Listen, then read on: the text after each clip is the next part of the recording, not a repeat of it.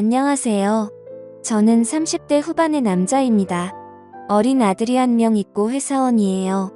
화목할 줄만 알았던 결혼 생활이었는데 어느 순간부터 저와 아내의 사이가 예전 같지 않다는 걸 느꼈습니다. 솔직히 저는 아내와 결혼 전 연애할 때에도 성격과 궁합이 썩 잘 맞는 것 같다고 생각하지 않았습니다. 그렇지만 대학 시절부터 오랫동안 짝사랑했던 여자이고 예뻤으니까요. 그저 예전에는 쟁취하고 싶은 생각뿐이었어요. 그치만 연애 시절 사근사근해 보이던 아내는 육아에 지쳐 가끔 예민해진 모습을 보이고 또 어쩌다 함께 시간을 보내면 생전 그러지 않은 사람이었는데 저에게 주눅 드는 말들을 내뱉더군요. 그저 의아하기만 했습니다. 저는 의기소침한 사람인지라 아내에게 이유를 물어보지도 않고 그저 잠자리를 회피하기만 했었죠. 그런데 돌이켜보니 아내도 그게 상처였던 것 같습니다. 소심한 저와 마찬가지로 아내도 말이 없는 사람이고 생각이 많은지라 저에게 말을 걸지 않더라고요. 그렇게 서서히 우리 부부는 아이 키우는 데만 열중하고 밤에는 따로 자는 게 일상이 되었습니다. 그때까지만 해도 설마 했습니다. 아내가 아가씨 때와는 다르게 표정력이라든지 발걸음이 커졌다고 생각했었지만 설마 아들밖에 모르는 아기 엄마가 한눈을 팔겠나 싶었습니다. 그런데 웬걸요? 저의 크나큰 오산이었습니다. 한두 달쯤 지났을 때였을 거예요. 제가 여느 때처럼 회사에서 업무 중이었는데 갑자기 배가 사살 아픈 거예요. 그런데 직장 동료 몇 명도 저와 같은 증상을 보였고 점점 심해진 복통으로 우리들은 병원에 갔습니다. 진찰을 받아보니 의사가 식중독이라고 하더라고요. 알고 보니 그날 밖에서 싸먹은 점심 식사에 문제가 있었고 그렇게 병원에서 간단히 치료를 하게 되었습니다. 기운이 다 빠진 상태에서 좀 쉬다가 집에 가려고 아내에게 전화를 걸려고 했는데 그날따라 핸드폰이 방전됐길래 그냥 빨리 집에 들어가서 쉬고 싶어서 바로 집으로 향했습니다. 그렇게 겨우겨우 집 앞에 도착했고 무거운 몸을 이끌며 천천히 들어가려 했습니다. 우리 집은 복도식 아파트 때적 집이라 엘리베이터에서 내려도 한참을 걸어가야만 했어요. 그렇게 가고 있는데 그때 우리 집에서 문소리와 함께 문이 열렸습니다. 그리고 웬 키가 큰 남자가 먼저 나오더라고요. 저는 왜 그랬는지 모르겠지만 본능적으로 얼른 복도로 숨었습니다. 그리고 조용히 지켜보았습니다. 그 남자 뒤에는 제 아내가 따라 나왔고 주변을 살피더니 둘이서 재빠르게 뽀뽀를 하고 포옹을 하더라고요. 그리고 인사를 하더군요.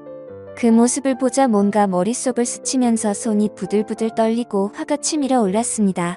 머릿속이 하얘졌지만 침착함을 유지했습니다. 일단 뭔 일인지 스스로 알아봐야 될 것 같았어요.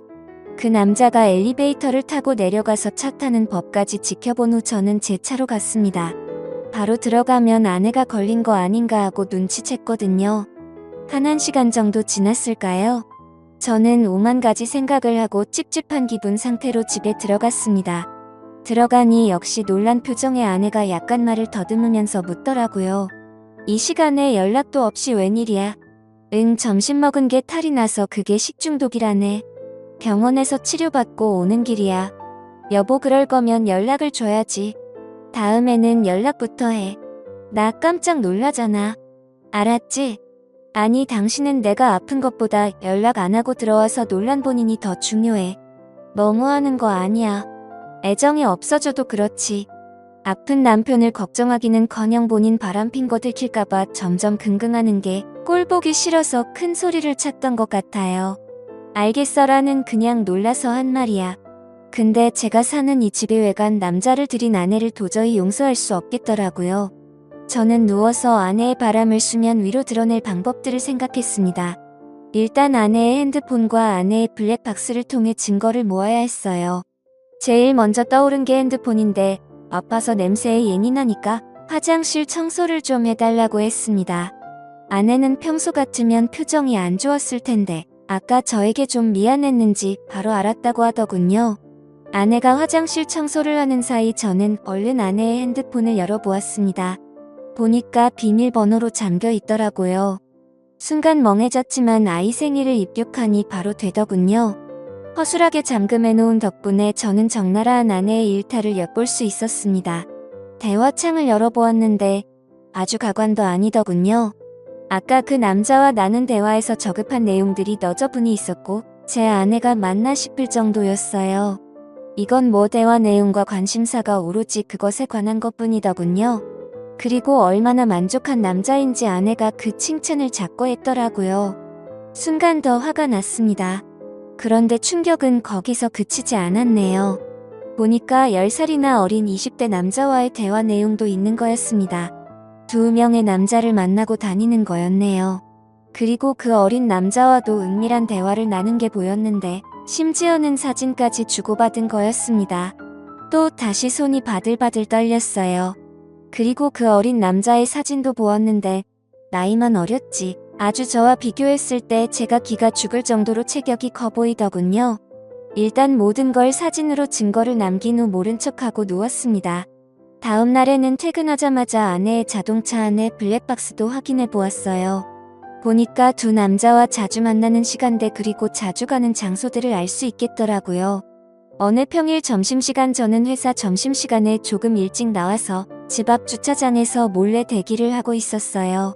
얼마 지나지 않아 제 예상과 맞게 아내가 차를 타러 나왔습니다.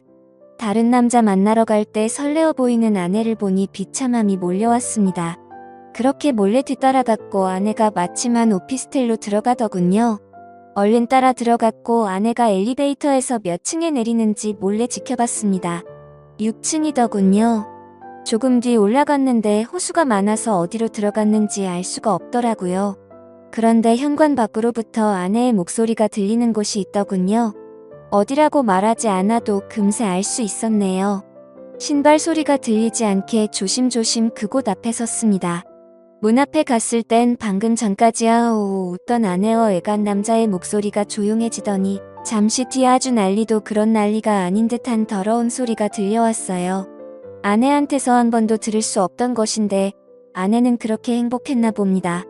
그런 아내의 모습을 보니 저는 더욱 아내를 놓아줘야겠다고 생각이 들더라고요. 그리고는 씁쓸한 마음으로 녹음을 했습니다. 그리고 저는 도저히 그곳에 있기가 힘들어서 자리를 박차고 나와버렸습니다. 조용히 차에 들어가서 녹음을 재생해보고 아내의 소리를 다시 듣는데 너무 비참해서 눈물이 나더라고요. 그렇게 집에 와서 조용히 증거물들을 정리해놓고 이혼 서류도 준비했습니다. 잠시 뒤 불륜을 저지른 아내가 들어오더니 또 일찍 집에 온 저를 보고 소스라치게 놀라더군요. 또 왜 이렇게 일찍 왔어? 저는 말없이 자료들을 아내에게 보여줬습니다. 실컷 즐기고 살아. 아이는 내가 데리고 살 거야. 너는 지금 뭐에 홀린 사람 같아서 불안해. 아이 못 키우게 할 거야. 아내는 당황한 나머지 아무 말도 하지 못하더군요. 잠시 뒤 여보 내가 잘못했어. 그냥 호기심에 한번 그런 거야. 한 번만 기회를 줘요. 우리 아이 없이 내가 어떻게 살아. 난 이미 마음먹었고 정리될 때까지 당분간 떨어져 있자. 그렇게 저는 아내를 내쫓았습니다. 그 집도 제 자산으로 일군 거거든요. 이혼 조정 기간이 끝나고 그 집에서는 저와 아들 이렇게 둘만 지냈습니다. 그런데 안방에 갈 때마다 그 남자 생각이 나서 괴롭더라고요. 그래서 바로 집을 처분하고 새로운 지역에 가서 아들과 행복하게 살고 있습니다. 그렇게 1년이 지났네요. 아내와 제가 오랫동안 사귀었고 친구들도 서로 아는 사이인지라 아내 소식이 귀로 들려오긴 하는데 양육비 버느라 식당에 다닌다네요. 그새 많이 늙었다고 하더라고요. 여태껏 제 집에서 제가 주는 용돈으로 넉넉히 생활하다가 얼른 월세 내야지. 아이 양육비 내야 되지. 그 사람도 먹고 사느라 바쁘겠죠. 또 대단한 남자들만 골라 만나는데 그 와중에 연애할 때 돈도 드니까 돈 많이 벌어야겠더라고요. 차라리 빨리 알게 된 게 다행이라고도 생각 드네요. 갈라섰으니 저도 저와 잘 맞는 사람 만나서 연애나 하려고요. 저와 비슷한 경험 있으신 분들 모두들 힘내시고 새롭게 희망을 가지시길 바랍니다. 오늘의 사연은 여기까지입니다.